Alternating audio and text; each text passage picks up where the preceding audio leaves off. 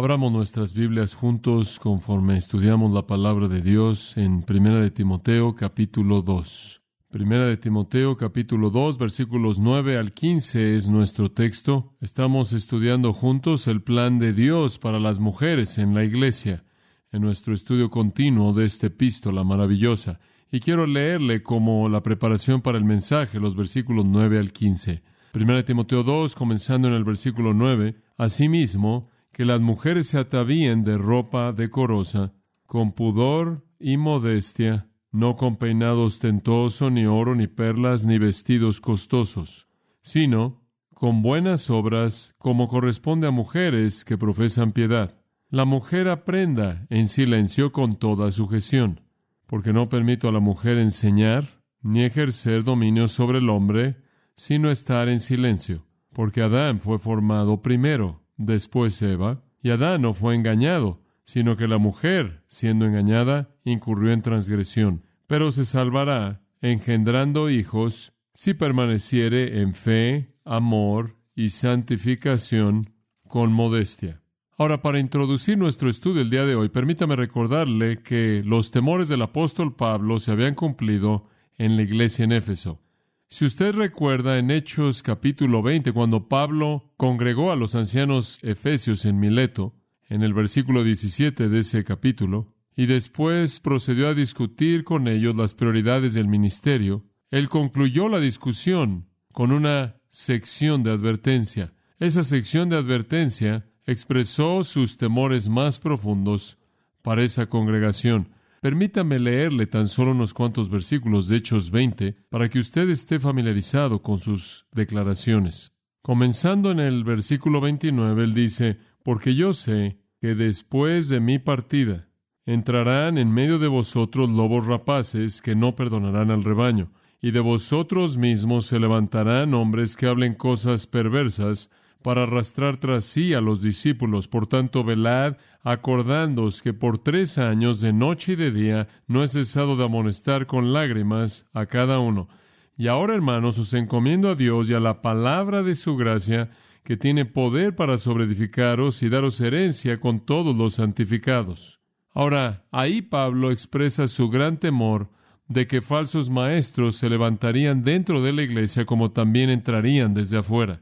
La iglesia en Éfeso tuvo grandes comienzos maravillosos. Nació a partir de un gran avivamiento. Nació en medio del paganismo con una claridad de propósito e intención que no tiene paralelos en el libro de los Hechos. Sin embargo, Pablo supo que de manera inevitable, sin importar cuán bueno fue el comienzo, sin importar cuán eficaz fue su propio ministerio de 3 años en esa ciudad, era inevitable que el enemigo comenzara a atacar esa iglesia al infiltrar a maestros falsos, líderes impíos, para derribarla de su lugar de eficacia para Dios. Y, con toda certeza, los peores temores de Pablo se cumplieron.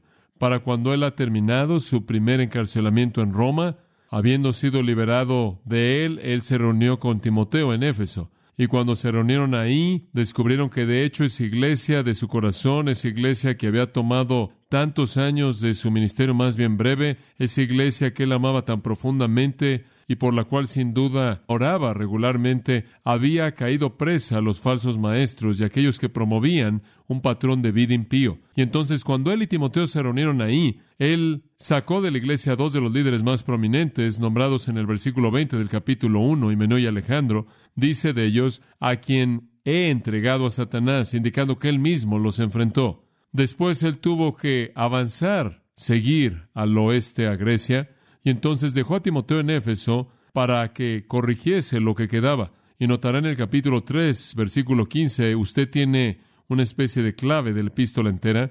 Él dice: quiero que sepas cómo debes conducirte en la casa de Dios, que es la iglesia del Dios viviente, columna y baluarte de la verdad. En otras palabras, estoy escribiendo esto para que sepas cómo conducirte en la iglesia y puedas hacer lo que necesitas hacer y transmitirle a la gente lo que necesita oír.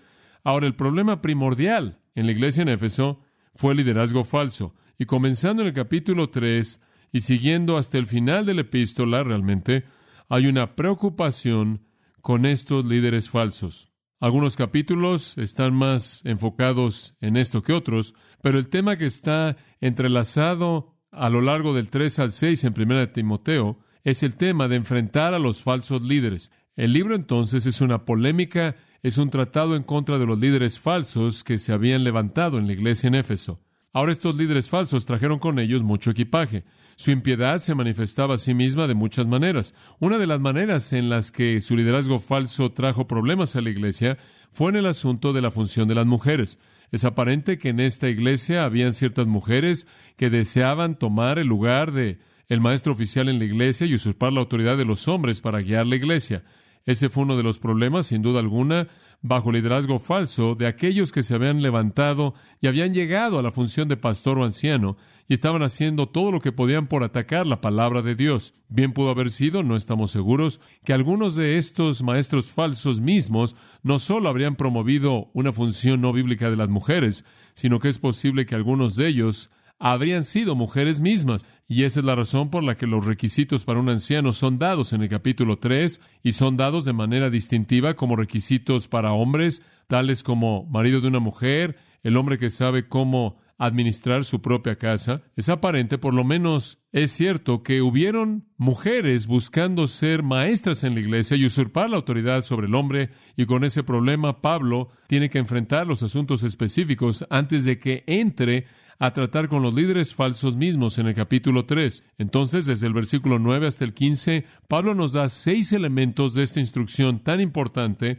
acerca de la función de las mujeres en la iglesia. Ahora, recordará usted que lo primero de lo que él habla es su apariencia. ¿Cómo deben aparecer las mujeres en la iglesia? Recordará usted que el versículo 9 dice que las mujeres deben arreglarse de manera apropiada. En otras palabras, deben aparecer de una manera que expresa amor hacia Dios, reverencia hacia su santidad y una actitud de adoración. La última parte del versículo indica que no deben ocuparse con la moda externa, no deben desfilar su riqueza, y él se refiere a el cabello, a peinados ostentosos y a oro y perlas, y con eso una costumbre común en donde, debido a que las mujeres estaban tan metidas en la cultura y estaban tan arregladas desde el cuello hasta el suelo, la manera en la que desfilaban su riqueza era en su cabello, y ellas entrelazaban oro y perlas y también peinetas de concha de tortuga que colocaban en su cabello, y de esta manera podían mostrar su riqueza, podían desfilar su riqueza. Esa era la manera en la que las mujeres se arreglaban en una expresión carnal en ese tiempo, y lo que él está diciendo aquí es que eso no debe suceder en la iglesia. Una tendencia de las mujeres es estar ocupadas con su arreglo únicamente como una manifestación de la carnalidad de sus corazones, vistiéndose para desfilar la riqueza, vistiéndose para manifestar lujuria y deseo sexual, vistiéndose para expresar un espíritu de insubordinación a sus maridos. Entramos en todas esas cosas a detalle en un mensaje previo. Esto se le prohíbe a una mujer que aparece para adorar a Dios. En segundo lugar, él explicó su actitud. A la mitad del versículo 9, su actitud debe ser una de temor piadoso y dominio propio. Pudor o temor piadoso viene de una palabra de raíz que significa deben tener un sentido de vergüenza. En otras palabras, deben tener vergüenza de hacer que alguien se distraiga de la adoración y la gloria de Dios. Deben tener un sentido apropiado de vergüenza que resulte en modestia, y el dominio propio se refiere a poder controlar su pasión y su deseo. Las mujeres deben presentarse a sí mismas entonces en modestia y humildad de corazón, demostrando control total sobre su pasión y apareciendo de tal manera que llaman la atención a su piedad y a su virtud. En tercer lugar, en el versículo 10 explicamos su testimonio. Si hacen profesión de piedad, deben apoyar eso con buenas obras. Entonces usted no tiene solo su apariencia y su actitud, sino también su actividad o su acción. Sus obras también deben demostrar esa profesión de piedad que hacen. Ahora eso nos lleva en cuarto lugar a su función, y este es realmente el corazón de lo que estamos viendo ahora. La función de las mujeres es dado entonces en los versículos 11 y 12. Estamos hablando específicamente ahora de su función en la iglesia. Y lo primero que señalamos en el versículo 11 es que el apóstol dice, la mujer aprenda. Reconocemos a partir de la cultura judía y de la cultura pagana que las mujeres eran colocadas a un nivel segundo y su estatus era de uno quizás que estaba a nivel de un esclavo, en algunos casos inclusive al nivel de una bestia de carga, y había poca preocupación en las mentes de los judíos de ese día si las mujeres aprendían algo o no, debido a que realmente no eran parte de la educación significativa del pueblo. Eso debían ser los hombres, y los hombres eran responsables por transmitir la verdad. No les importaba si las mujeres se aparecían en la sinagoga, si venían a las fiestas y festivales, eso era inconsecuente. Lo mismo era el caso en la cultura griega, en donde las mujeres no se veían como dignas en muchos casos de un proceso de aprendizaje. Y entonces, en contraste a eso, Pablo dice, la mujer aprenda, una afirmación muy afirmativa, afirmando para nosotros la igualdad de privilegio espiritual, la igualdad de derechos, bendiciones y promesas espirituales para hombres y mujeres, y como Gálatas 3:28 dice, en Cristo no hay varón ni mujer. Pero, en términos de función, él aclara su aprendizaje al decir esto, en silencio con toda sujeción, y eso define para nosotros la función de la mujer. El silencio, recordará usted, se refiere a no enseñar, se refiere a no enseñar. La sujeción se refiere a no gobernar.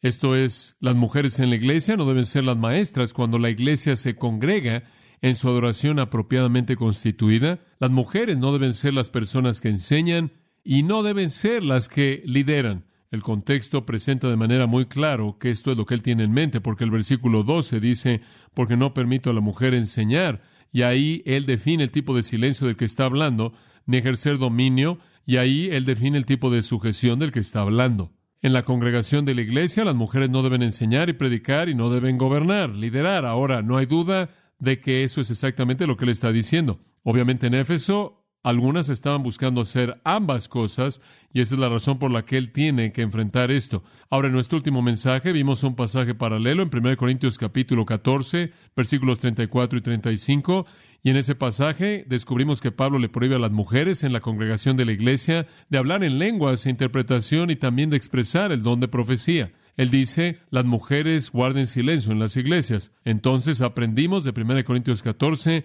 que cuando la iglesia se congrega, las mujeres no deben hablar en lenguas. Cuando las lenguas fueron un don válido, no debían involucrarse en la interpretación pública y no debían involucrarse en la profecía. Aquí añadimos que no deben estar liderando en la iglesia y no deben ser el predicador maestro. Además, aprendimos del versículo 8 que las mujeres no deben guiar a la iglesia, a la congregación en oración, sino que la congregación debía ser guiada en oración por los hombres. Esa es la razón por la que Pablo dice en el versículo 8, usando bulomai, el cual es la voluntad de mandato, mando por tanto, artículo definido, que los hombres oren en todo lugar. Entonces, cuando hablamos de la adoración de la iglesia, la oración, la enseñanza, el hablar por Dios y la predicación deben ser realizados por los hombres. Ahora señalamos la última vez que eso no significa que las mujeres no pueden orar. Vimos, recordará usted, que muchas mujeres, incluyendo a María, la madre de nuestro Señor, en Hechos 1, 12 al 14, se congregó con todos los hombres discípulos y estuvieron en una larga reunión de oración juntos. Hay un tiempo y lugar cuando las mujeres deben orar junto con los hombres. No significa que las mujeres no pueden enseñar la palabra de Dios a niños y a otras mujeres. No significa que no pueden hablar por Dios el Evangelio de Jesucristo en toda ocasión que se les da. No significa que no pueden contribuir en una escuela dominical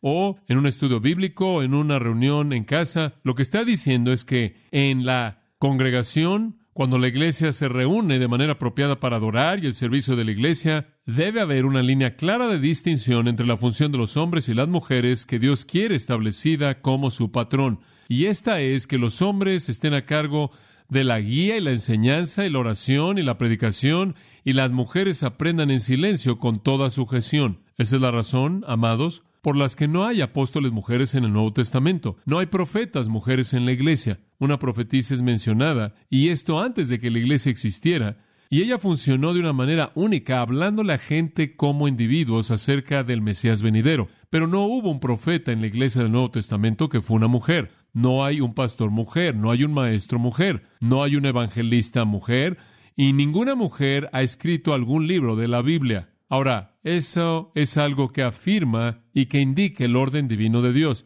Y este es un asunto de función, no de desigualdad espiritual, como vimos la última vez. Ahora, la afirmación afirmativa del versículo 11, la mujer aprende en silencio con toda sujeción, recibe una contraparte de aclaración y de apoyo en el versículo 12. Veámoslo. Porque no permito a la mujer enseñar, ni ejercer dominio sobre el hombre, sino estar en silencio. Y todos los verbos en ese versículo son presentes Y eso significa que tienen una especie de idea continua. No estoy permitiendo a una mujer que esté involucrada en la enseñanza o que esté usurpando autoridad sobre el hombre, sino que esté continuamente en silencio. En otras palabras, todos esos presentes indicativos indican que este es un compromiso continuo por parte de Pablo a través del Espíritu Santo. Ahora, permítame ayudarle a entender algunos de los términos. Observe la palabra permito. Siempre significa permitirle a alguien hacer lo que desean hacer. Tiene la idea inherente de que alguien desea hacer algo. Y lo que él está diciendo aquí es, no permito a las mujeres enseñar o usurpar autoridad. Y por la selección de palabras, él está diciendo, de hecho, aunque ellas desean hacer eso. Y ese fue el problema en esa iglesia, y todavía es el problema en la actualidad, porque hay mujeres, inclusive en la actualidad, que desean enseñar y predicar en la iglesia y usurpar autoridad. Las mujeres siempre han deseado gobernar, liderar.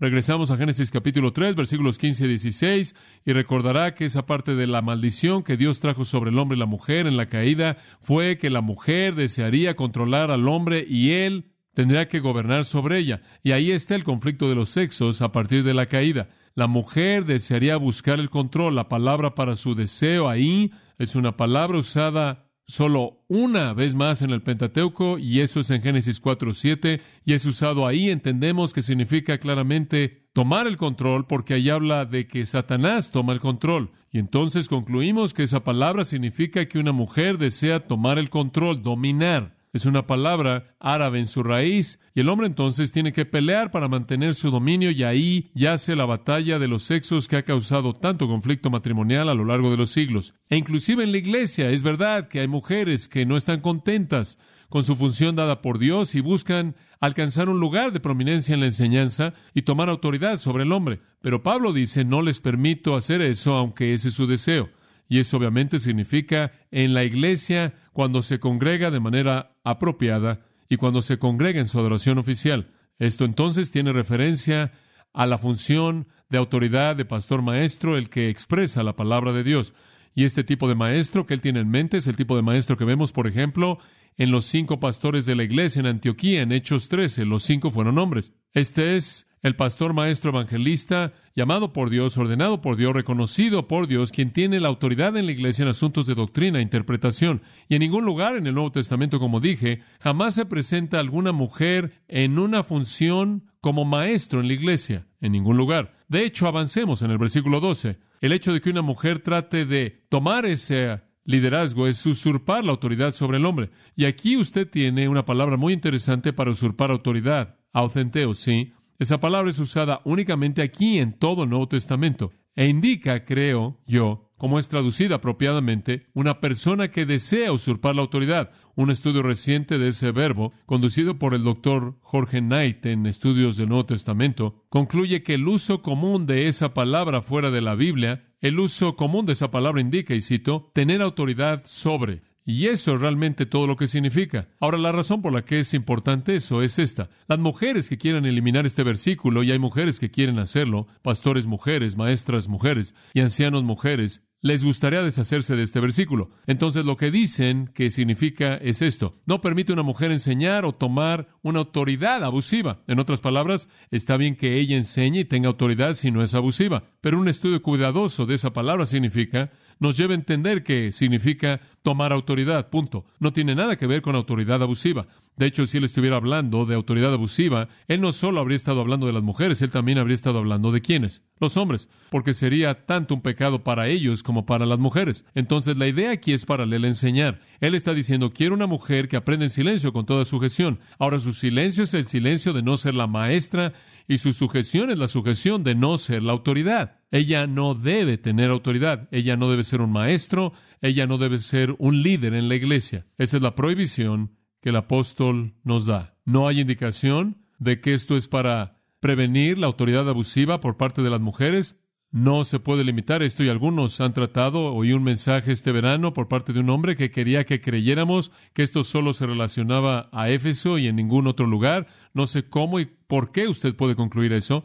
Enseñar y usurpar autoridad están en contraste al silencio y la sujeción. En lugar de que una mujer sea la maestra y la que lidera, ella debe estar en silencio y sujeción. No hay manera alguna en la que usted pueda terminar con alguna otra interpretación y no tratar de manera apropiada la intención del texto. Entonces, las mujeres en la iglesia no deben estar en ninguna posición en donde los hombres están subordinados a ellas. Y por favor, lo vuelvo a decir, no significa que las mujeres no pueden orar, no pueden enseñar, no pueden hablar por Dios, no significa que no pueden hacer preguntas en un ambiente apropiado en donde las preguntas se piden. Significa que en la adoración pública de esta iglesia, estas cosas son presentadas como el estándar de Dios. Ahora observe que en el versículo 11, la mujer aprende en silencio y al final del versículo 12, pero estar en silencio. Entonces el silencio es el asunto antes y después. Esto encierra la sección y de esta manera contiene la idea principal. No pueden ejercer la función de maestro y líder en la iglesia porque eso es incoherente con su diseño dado por Dios. El asunto entonces no es la manera en la que las mujeres gobiernan, no es la manera en la que enseñan, como algunos quieren que creamos eso,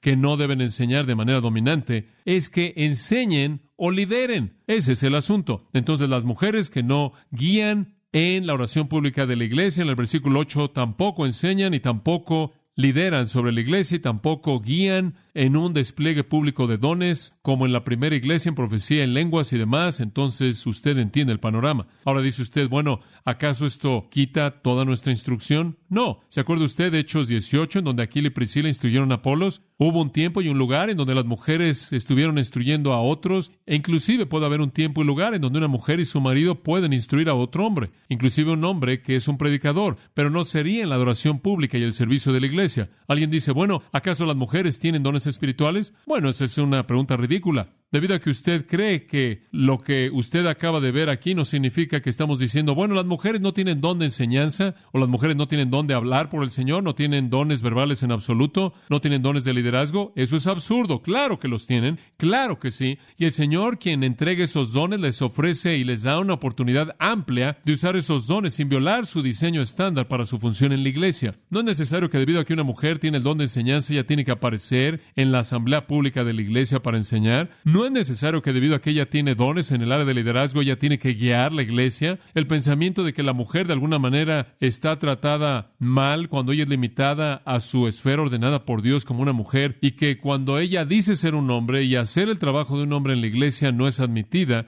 es absolutamente irracional. Hay suficiente margen y lugar para que ella ejerza sus dones al máximo nivel por la intención de Dios. Y alguien más dice, bueno, ¿qué hay acerca de las misiones? ¿Qué hay acerca de las misiones? Necesitamos misioneros. ¿Qué haríamos sin mujeres misioneros? Dios bendiga a las mujeres misioneras, pero no creo que las mujeres que están en el campo misionero necesariamente tienen el derecho de violar la palabra de Dios. Pablo fue un misionero, él tuvo muchos misioneros viajando con él, y si en algún punto en la historia hubo una gran necesidad para que la iglesia que se estaba expandiendo tuviera liderazgo, fue en ese entonces. Y el argumento pragmático, si llegó a ser válido en algún punto, habría sido válido en ese entonces, y Pablo habría pensado, bueno, no tenemos muchos hombres, pero tenemos a muchas mujeres que están viniendo a la fe, entonces quizás podemos meter algunas mujeres ahí hasta que tengamos algunos hombres. No habría sido malo tener unas cuantas maestros y pastores y ancianos mujeres, pero no, véanlo de esta manera. Dios escribió en una pared un mensaje a Belsasar, pero no es su patrón usar paredes.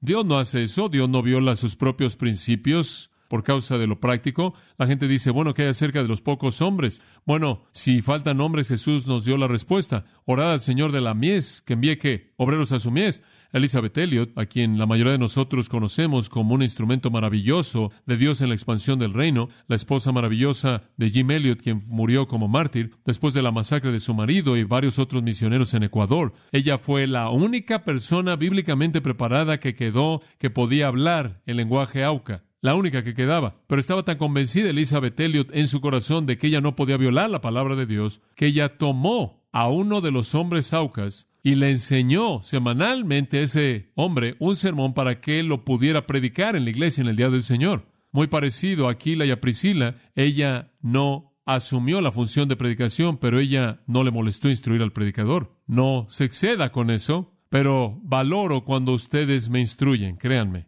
Ahora quiero añadir a esto que esto en ninguna manera abusa de las mujeres, sino que este es un entendimiento tierno y compasivo de la función e intención de una mujer. Que ninguna mujer entre en la esfera de actividad para la cual Dios nunca ha diseñado que ella esté ahí.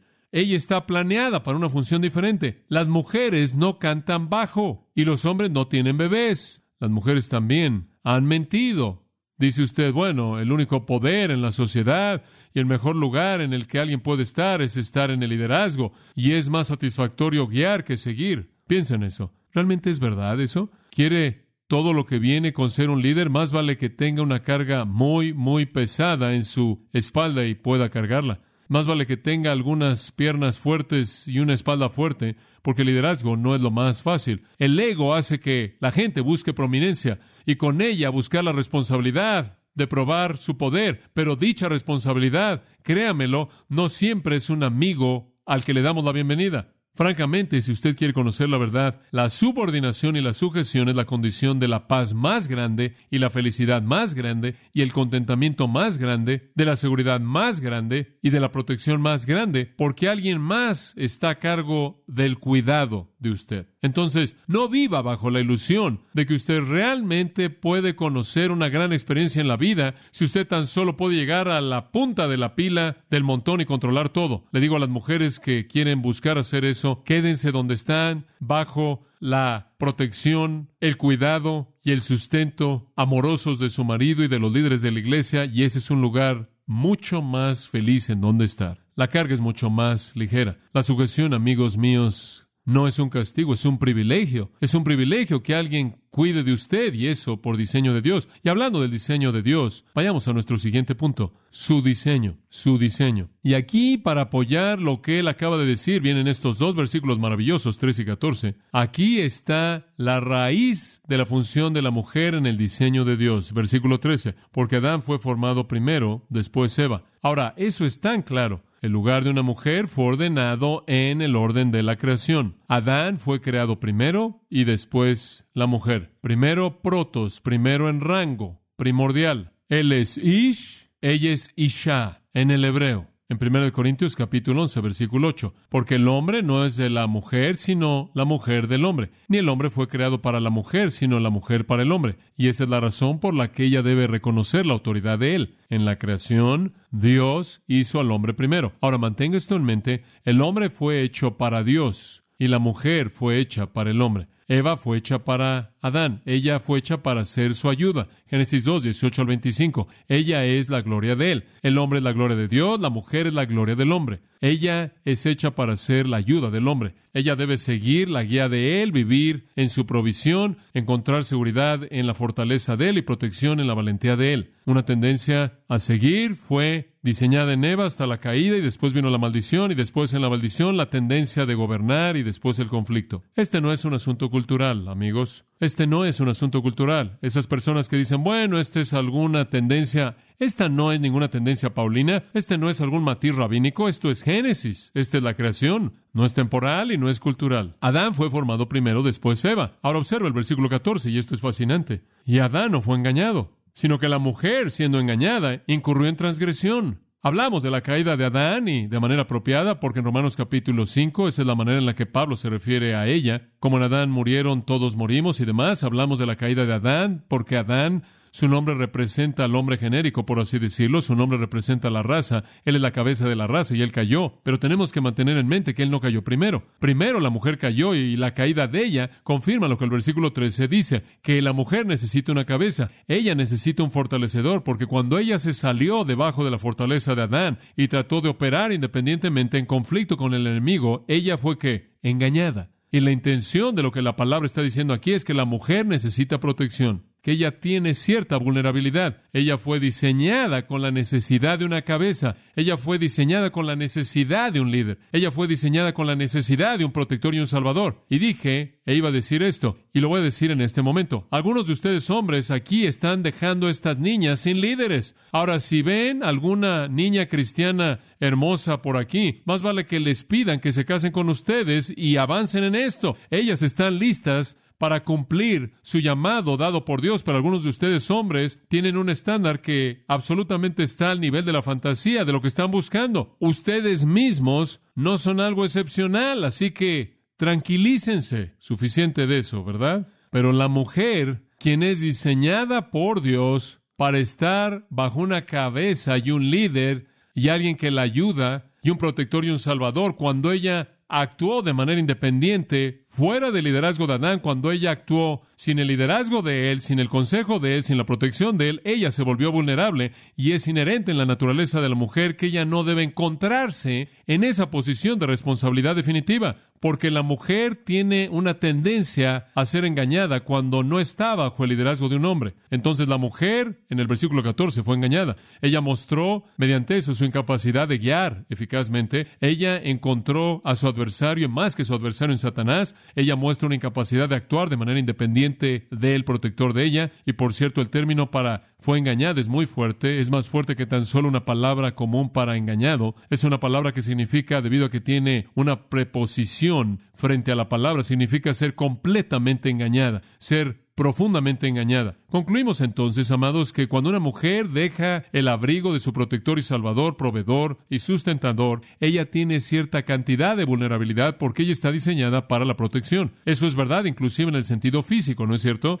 Entonces, la caída fue el resultado no solo de desobedecer el mandato de Dios a no comer, sino que la caída fue el resultado de violar la designación divinamente establecida de los sexos y la mujer actuando independientemente del hombre. La mujer asumió el liderazgo y ¿sabe usted lo que el hombre hizo? Él echó a perder su función y él entonces, en lugar de mantener el liderazgo, actuó en sumisión ¿a quién? A la mujer. Y la inversión entera fue parte medular de la caída. Entonces, la subordinación de las mujeres en la iglesia no fue inventada por Pablo, está arraigada en la naturaleza de los sexos y está confirmada en la caída.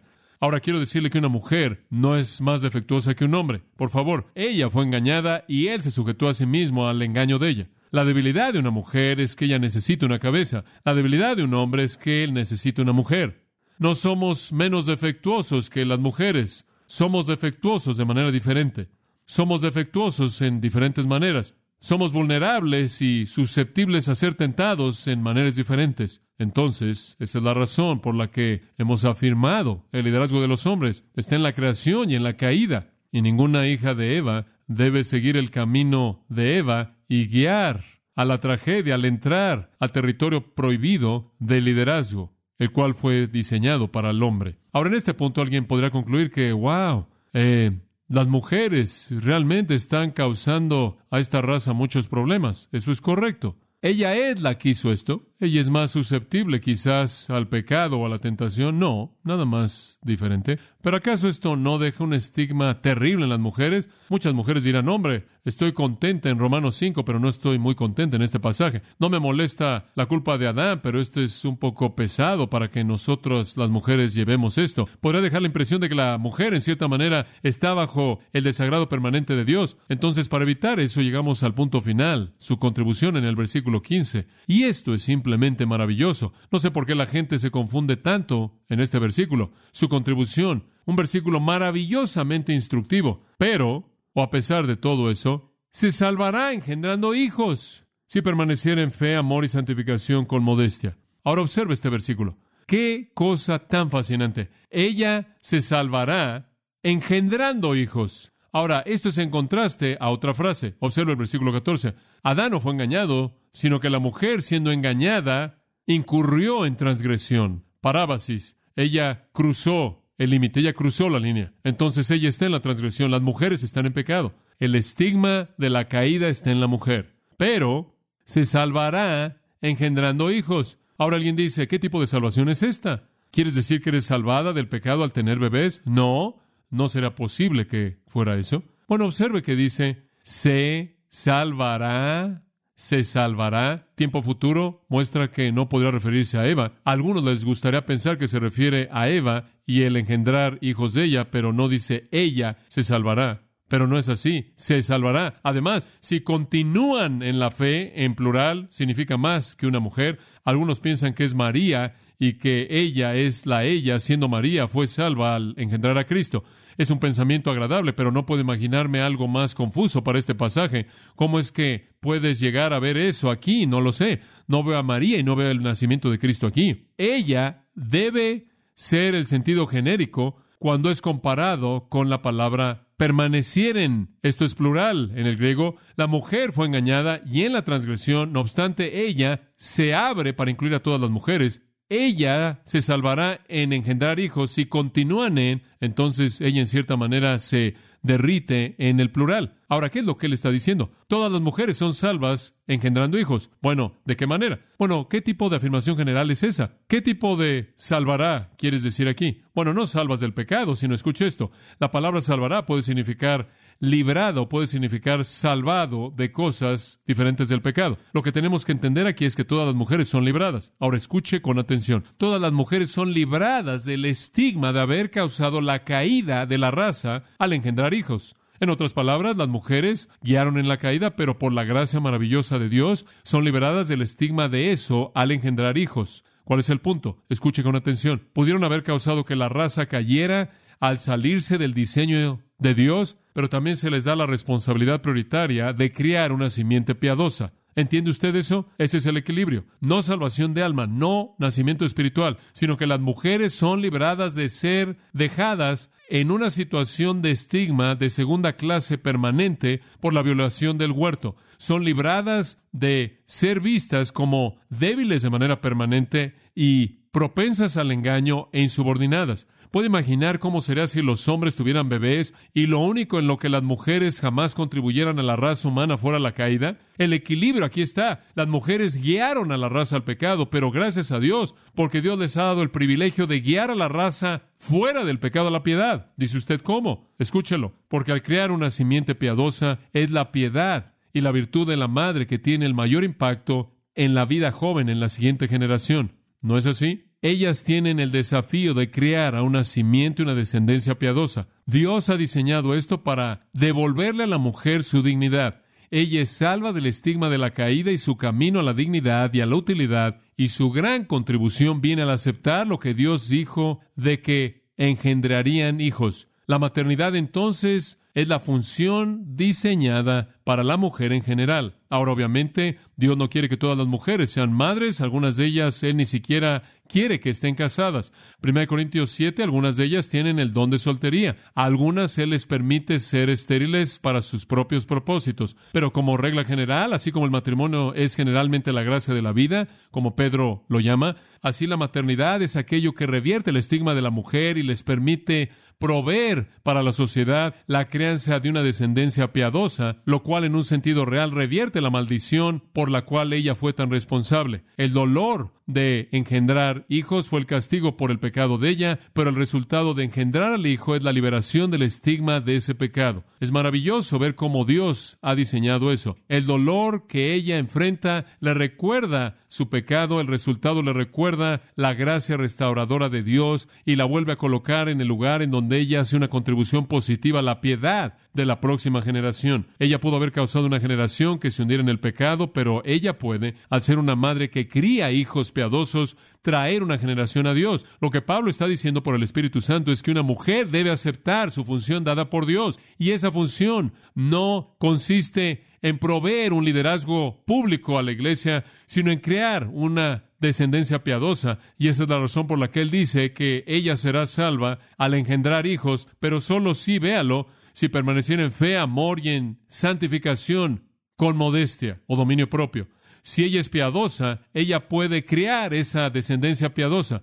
Y sabe una cosa, para mí es tan triste y trágico que las mujeres quieren quejarse por una vida insatisfecha porque no pueden actuar como hombres. Y tienen el privilegio único de crear una generación piadosa de hijos que son criados en su pecho mismo y que llevan una relación íntima con ellos que ningún padre puede conocer. Y de esta manera restaurar dignidad a esa condición caída a la cual ellas contribuyeron. Y de esta manera pueden convertirse en todo lo que Dios quiso que fueran. Son libradas de los resultados del pecado y pueden mantener una influencia positiva en la sociedad y en la iglesia al aceptar la función como una madre que cría hijos piadosos. Esa es la razón por la que dice inclusive cuando las viudas jóvenes pierden a sus maridos. Versículo 14 de 1 Timoteo 5. Quiero pues que las viudas jóvenes se casen y críen hijos y gobiernen su casa. Ese es su llamado. El ideal más elevado para la feminidad cristiana está aquí, y así es como la iglesia debe operar, amados. Miren, somos guiados por hombres en la adoración de la iglesia, oran, predican, enseñan, proveen liderazgo a la iglesia, pero el equilibrio perfecto de eso es la influencia de las mujeres piadosas que criaron esa generación piadosa. Y la única manera en la que eso sucederá es si ellas, véanlo de cerca en el versículo 15, continúan en fe, amor y santificación con dominio propio. Ellas tienen que ser el tipo de mujer descrita en el versículo 9 y 10, que no están viviendo para la ropa y el desfile externo de sexualidad y deseo y riqueza, sino que son mujeres cuyos corazones se caracterizan por temor piadoso y dominio propio, que son fuertes en la fe, creen en Dios, fuertes en amor hacia Dios, que son puras y santas y que manifiestan dominio propio. Las mujeres cristianas piadosas crearán a la próxima generación. ¿Quieres saber por qué hay un movimiento de liberación de mujeres? Porque hay un diablo que no quiere que Dios lleve a cabo su obra. La fe en el Señor de ella, el amor sincero hacia Dios de ella, la santidad y pureza de vida de ella, el dominio propio modesto de ella, caracterizan el estado espiritual de ella como aquellas que van a engendrar hijos que van a bendecir al mundo. Y así como ella produjo una vez una maldición, ella ahora produce una bendición. Ese es el llamado de ella. Pienso en Susana Wesley, esposa de un pastor y madre de 19 hijos. Ella ha pasado en la historia cristiana como una de las madres más grandes. Aquí están algunas de las reglas de ella. Aquí están las reglas que ella guardó. A ningún hijo se le debe dar algo porque él lloró por ello. Si un hijo quiere llorar, que llore con calma. 19 hijos y dice, en su casa rara vez se oyó a alguien llorar de manera fuerte. Segunda regla, no va a haber comida ni bebida entre las comidas excepto cuando estén enfermos. Regla número 3. El sueño también fue regulado. Cuando era muy pequeño, al hijo se le daban 3 horas en la mañana y 3 en la tarde. Esto fue acortado hasta que no se permitió que durmieran más durante el día para ser productivos. 4. De manera puntual, los pequeños fueron acostados en la cuna y arrullados hasta dormirlos. A las 7 de la noche, a cada hijo se le colocó en la cama. A las 8 de la noche, ella dejó la habitación. Ella nunca se sentó junto a la cama hasta que los hijos se acostaran. Los pequeños, en quinto lugar, tenían su propia mesa cerca de la mesa principal. Cuando podían usar el cuchillo y el tenedor, eran elevados a la mesa de la familia. Esa es una gran idea. En sexto lugar, cada uno debe comer y tomar todo lo que se les da. En séptimo lugar, los hijos deben dirigirse el uno al otro como hermana y hermano. Octavo, ella nunca se permitió el mostrar su enojo ni regañar en enojo. Ella siempre explicaba y explicaba. Escuche, ella pasaba 1 hora diaria encerrada con Dios a solas en su habitación, orando por cada uno de sus hijos. Y sus 2 hijos, bajo Dios, trajeron avivamiento a Inglaterra mientras que Francia estaba bañada en una guerra sangrienta. Conocemos acerca de Juan Wesley, pero quizás detrás de todo eso estuvo una madre piadosa. Ciertamente, eso es verdad. G. Campbell Morgan, ese gran predicador, dijo, y cito, mi dedicación a la predicación de la palabra fue materna. Mi mamá nunca se lo dijo al bebé o al niño, pero ella esperó. Pero cuando apenas tenía 8 años de edad, yo le prediqué a mi pequeña hermana y a sus muñecas ordenadas apropiadamente delante de mí. Mis sermones fueron historias bíblicas que yo había oído inicialmente de mi madre. Y G. Campbell Morgan, por cierto, tuvo 4 hijos y los 4 se convirtieron en predicadores. Y en una ocasión, cuando G. Campbell Morgan estaba explicando a todos los predicadores en su familia, alguien le dijo, ¿quién es el predicador más grande en tu familia? Y él respondió, sin vacilar, mi madre. José Parker dijo una vez que cuando Robert Motif fue añadido al reino de Dios, todo un continente también fue añadido, y el beso de una madre lo hizo. El padre de Carlos Spurgeon, en una ocasión le dijo al Dr. Ford, un ministro estadounidense, cómo cuando él había sido alejado de casa un buen tiempo tratando de edificar congregaciones, vino una convicción de que él estaba descuidando la preparación religiosa de sus propios hijos. Entonces él decidió que él predicaría menos. Al regresar a casa, él abrió la puerta y le sorprendió encontrar que ninguno de sus hijos estaban en el pasillo. Subiendo por las escaleras, él oyó la voz de su esposa y sabía que ella estaba involucrada en la oración. Uno por uno, ella nombró a los hijos. Cuando ella había terminado con su petición e instrucción, Spurgeon dijo, puedo continuar con mi trabajo. Los hijos están bien cuidados. Ahora, ahí está la función de una mujer piadosa en la iglesia. Que Dios nos conceda esas mujeres piadosas. Oremos juntos. Padre, te damos tantas gracias por tu verdad preciada. En un mundo de confusión y caos, en donde todo lo que es sagrado parece ser revertido, podemos regresar y encontrar claridad perfecta, entendimiento en tu verdad. Bendecimos tu nombre. Gracias porque el diseño que nos has dado es tan claro. Oh Padre, que esta iglesia sea una iglesia caracterizada por mujeres piadosas que crían a una generación piadosa de jóvenes. Y de esta manera alcanzan, por el poder del Espíritu, ese propósito divino para el cual fueron creadas. Y que no desperdiciemos